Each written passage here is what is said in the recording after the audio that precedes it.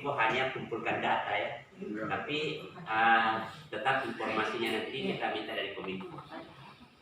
Kemudian Dinas Koperasi, UMKM, Perindustrian dan Perdagangan.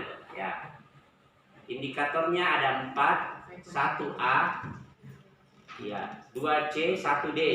Ya, ini kalau dilihat ini masih banyak PR-nya, kan cuma 1 yang A. Pemuda dan olahraga, ya, 1 yang A, 2C, 1D. Ya, sama ini janjian dengan tadi, Dinas Koperasi. Dinas Pekerjaan Umum, Tata Ruang, Perhubungan dan Pertanahan. Itu banyak sekali OPD di sini nih. Nggak banyak bidang, Pak. Ya, banyak urusan. Ya, 5 indikatornya 4A, B1. Wah, lumayan ya karena 4 yang sama. Dinas Pemberdayaan Masyarakat dan Desa, 3 indikator, tidak ada yang sama. Ya, yang ada B1, C1, D1, distribusi merata juga semua ya. Kecuali A-nya tidak ada. Dinas Pemberdayaan Perempuan, Perlindungan Anak, Pengendalian Penduduk dan Keluarga Berencana. Ini banyak juga.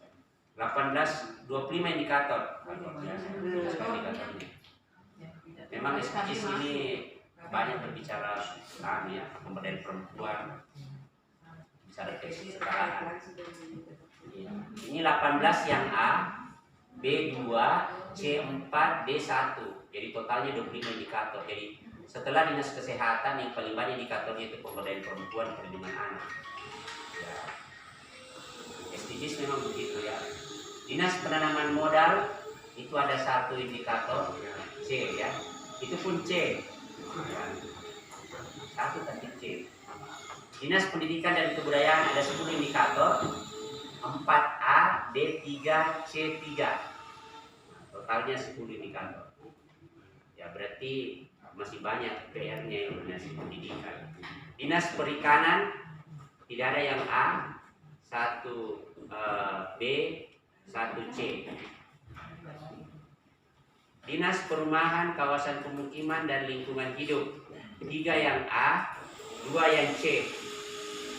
Dari 5 indikator. Dinas Sosial, 1 yang A,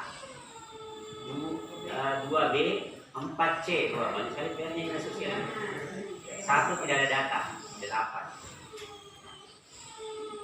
Satuan Polisi Pamung Praja dan Damkar, 4 semuanya sudah mencapai target. Ya. Nah, akhirnya totalnya ada 72 yang A, 17 yang B, 37 yang C, 8 yang tidak ada data.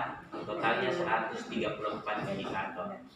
Ya, itu hasil dari pemetaan kita ya kepada semua OPD-OPD yang ada.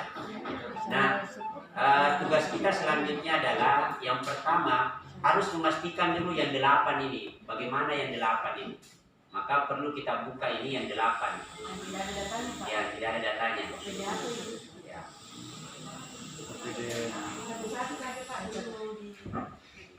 Jadi apa itu yang 8? Ya, nah ini yang 8. Ya, yang pertama itu Dinas Pemberdayaan Perempuan dan Perlindungan Anak. Ya, jumlah kebijakan yang responsif gender.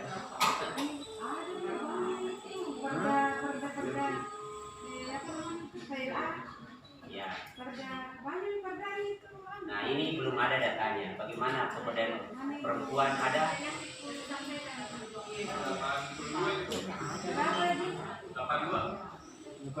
2021. Oh, ada di datanya. Oh, 82 di sini. 82 kebijakan. Oke, berarti sudah amin.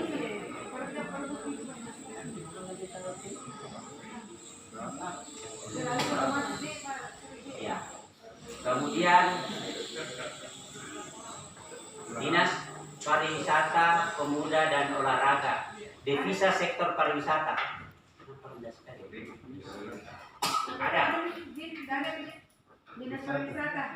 Indikatornya tadi apa, Pak? Devisa, jumlah devisa. Jumlah Tidak dihitung devisa. tahu kapan tahu ini. Devisa itu kan pendapatan dari luar, ya, turis asing. sebenarnya.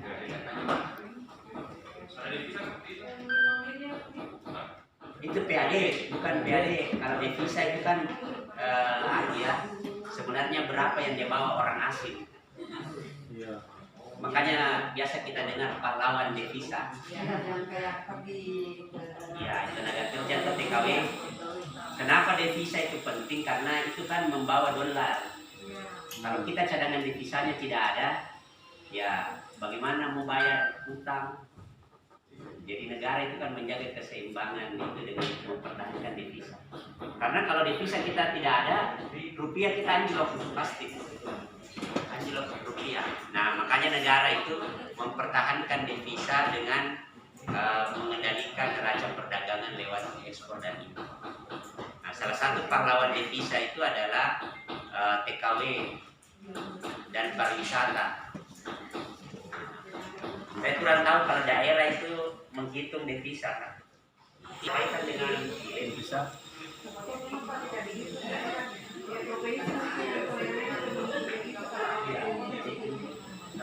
Kan kita perlu tanya di pariwisata ini. mana raja pariwisata kan? Pariwisata kan? Tidak ada datanya kan di dinas pariwisata? Dari kalau devisa Kenapa?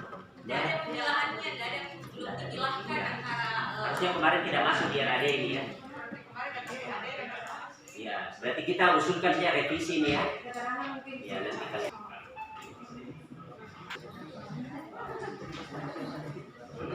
Tidak ada revisinya.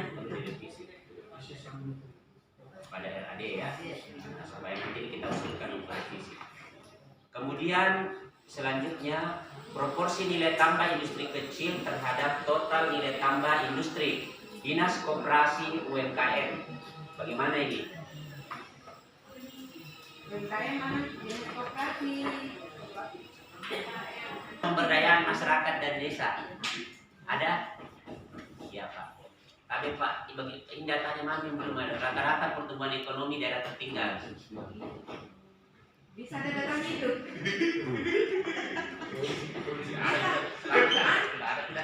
Maksudnya, bisa tidak diadakan itu data? Karena tidak ada.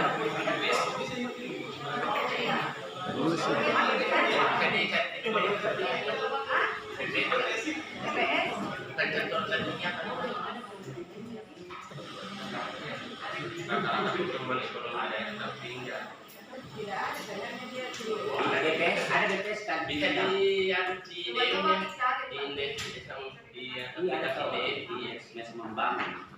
ada kan? Pertumbuhannya itu. Oh, ada di sini kan?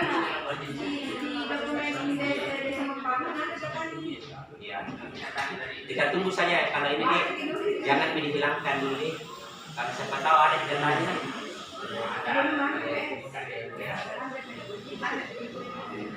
Survei ini rata-rata survei yang tertinggal kita masukkan. Kalau memang tidak ada nanti ini ya kita hilangkan lagi. Ada kayaknya di yang ini di dokumen itu. Iya. Di JM. Iya, desa ya. Karena kan kalau dia mau menunjukkan itu dana desa pasti kan harus ada data-data pertumbuhannya kan. Nah, sekarang dinas sosial ada dinas sosial yang pendapatan bentuk jenis kelamin dan penyandang disabilitas. Dinas sosial. Ye.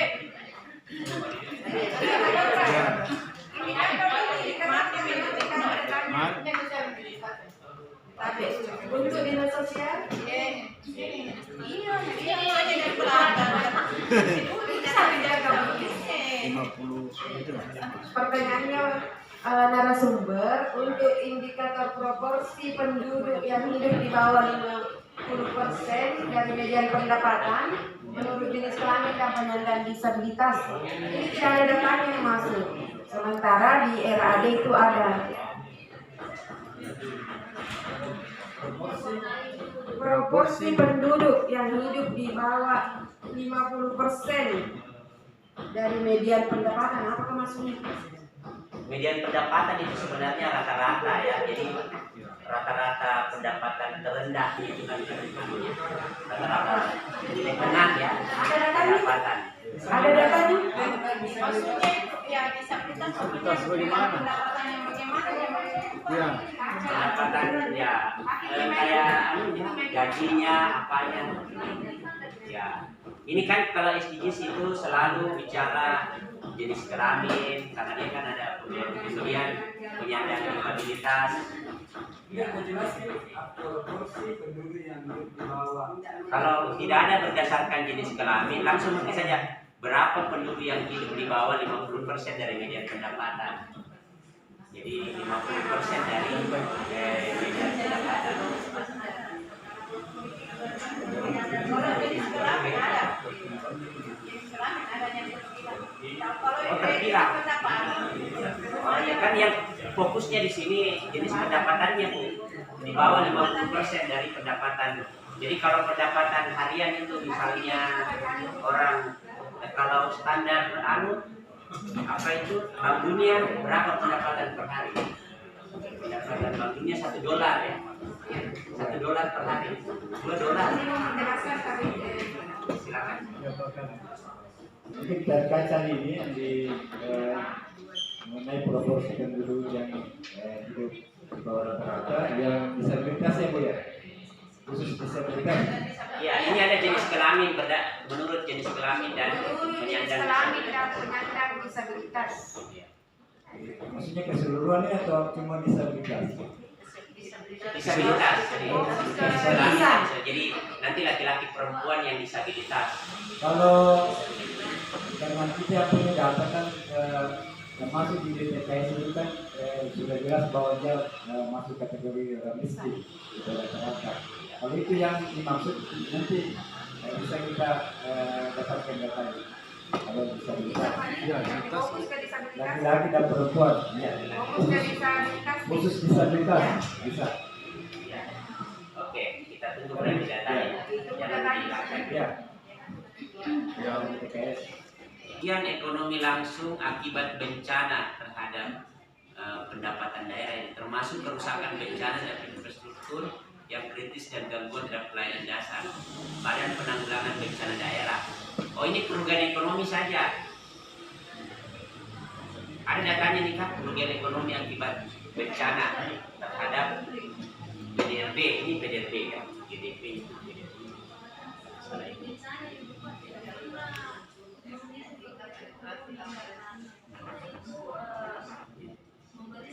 PDRB-nya gara-gara bencana, kalau kita menghitung itu tidak di.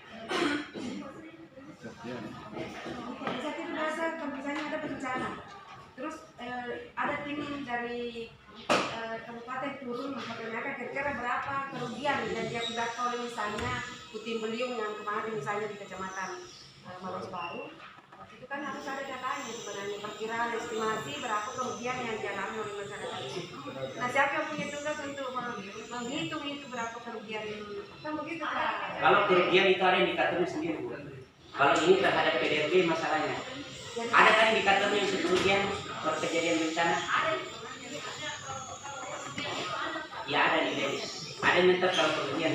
Kalau ini terhadap PDRB, ini yang tidak. Ya, jadi ada tadi nih, karena pasti ada data catatan orang yang mengurus akte kelahiran. Ya, pasti ada tadi. Kemudian yang Kominfo, tingkat penetrasi akses pita lebar. Ya. Kominfo ada Kominfo. Ada Kominfo, penetrasi pita lebar broadband, berarti ini IndiHome. Ya, IndiHome ini. Oke, nggak ada juga ini. Kita tunggu datanya ini. Ada Kominfo. Ada juga. Oke, kalau begitu kita tunggu datanya ini ya. Jadi ada dua yang kita rencanakan revisi, yang lainnya kita tunggu datanya. Di? Ya. Oke, berarti sudah clear semua. Nah, itu yang ya datanya. Sekarang kita beralih ke yang C.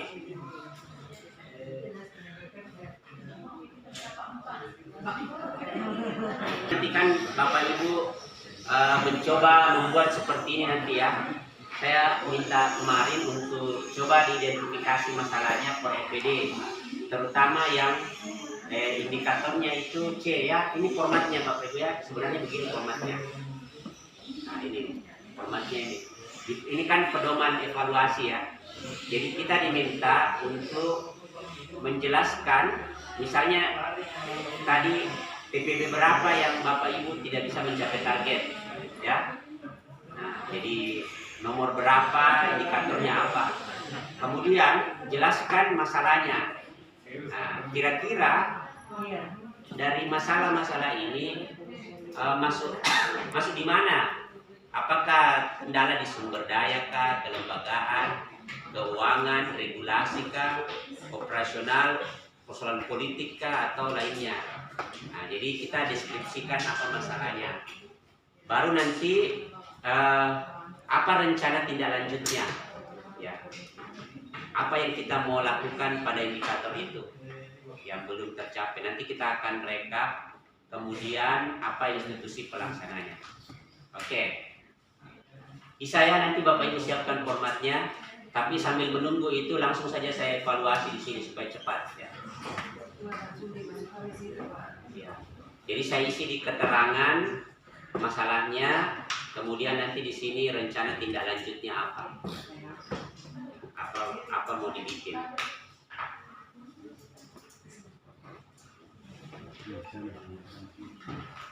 Oke, yang pertama adalah dinas sosial. Jumlah rumah tangga yang mendapat bantuan tunai bersyarat. Nah, ini kan bertambah, harusnya berkurang ya. Kenapa bertambah? Berarti bertambah orang miskin. Mana dinas sosial? Ya. Penerima bantuan tunai bertambah. Ya. Pertanyaannya kenapa bertambah Mas? Covid. Iya. Banyak. Covid ya. Oh iya.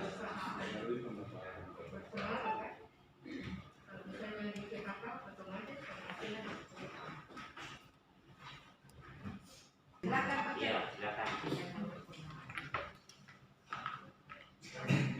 Terkait dari BLT yang bantuan bersyarat, mengenai BLT penentuan siapa yang menerima BLT ini kan bukan kewenangan dari kabupaten, karena yang menentukan itu dari pusat sosial. Jadi cuma kita kabupaten itu jelas berdasarkan data BPKS.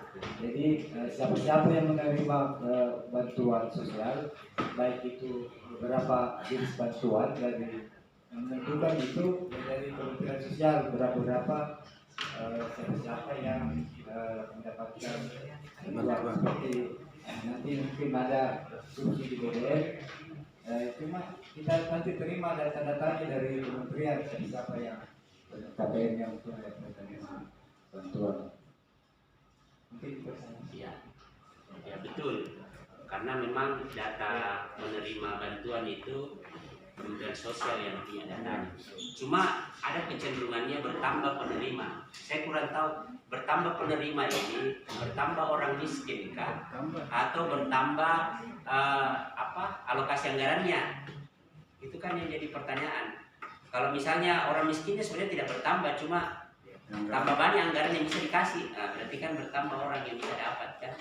Seperti BLT ini kemarin karena kenaikan BBM itu kan mereka akan dapat 500.000 ya.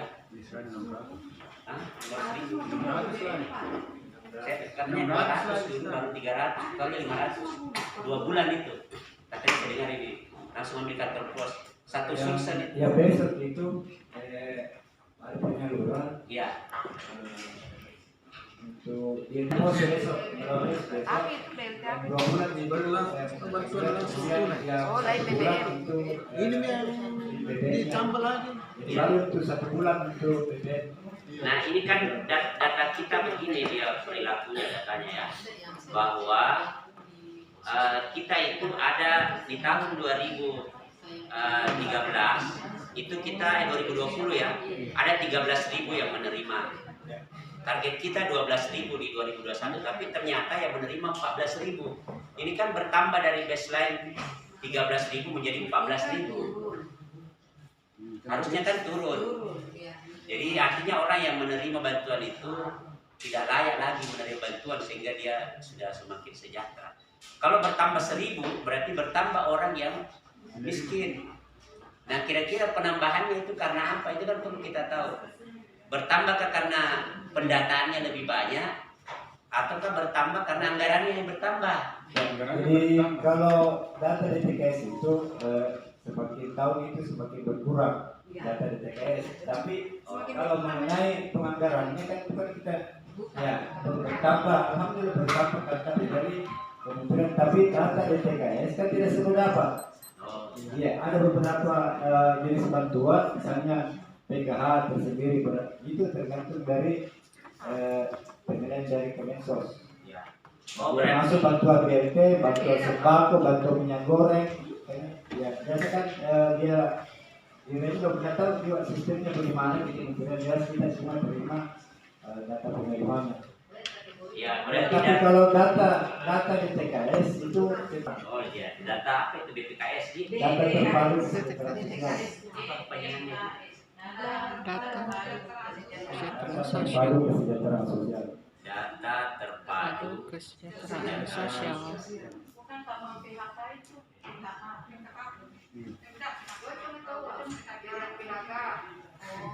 data terpadu kesejahteraan sosial ya, cenderung menurun.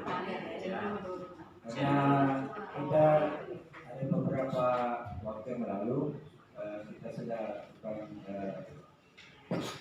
evaluasi itu kita keluarkan masih ada yang PNS yang terakhir itu 13.000-an. 13.000 ya, tapi penerimaan di sini sampai 14.000 berarti ada yang tidak masuk data terpadu dan sosial menerima. Kan dulu yang data COVID itu kan bantuan COVID kan tidak mesti data DTKS dulu. Oh iya. Perlu data dari Kena COVID dampak. Ini kita baru anggarkan untuk pendataan. Ya.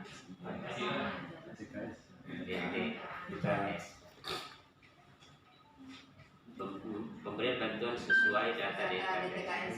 Jadi tidak ada Akan dilakukan update ya. review ya istilahnya, review data DTKS atau update nih. Update data. Yang ini kan selama ini yang dari data 2020 pada 2020. Di update awal. Update data. Jadi sampai bertambah. 500% yang tercapai cuma 77. Kenapa ini? Apa masalahnya? Dinas kesehatan. Dinas kesehatan mana? Belum datang. Kalau kita langkai pada dulu. Kalau belum datang nanti minta mereka tulis sendiri. Pemenuhan kebutuhan dasar korban bencana sosial 400 orang. Dinas sosial. Turun jadi 300. Apa ini yang dikasih bantuan bencana sosial? Oh pandemi kemarin begitu? Bukan? Bukan Pak yang habiskan bencana. Bencana. Iya, Bencana bencana. alam. Bencana. Iya. Kenapa ini kan targetnya meningkat, di sini turun? Berarti kan pemberian bantuan itu kan tergantung bencana nih. Iya. Masa baru paksakan? Dari sisi apa yang dilihat? Jenis bencana apa? Berapa kali bencana atau yang benar? Orangnya mungkin Pak ya. Berarti kita revisi saya targetnya ini harusnya menurun. Targetnya mau dilihat dulu apakah berapa kali bencana ataukah jumlah Kejadian bencana. berapa? Kejadian. Orang yang bencana.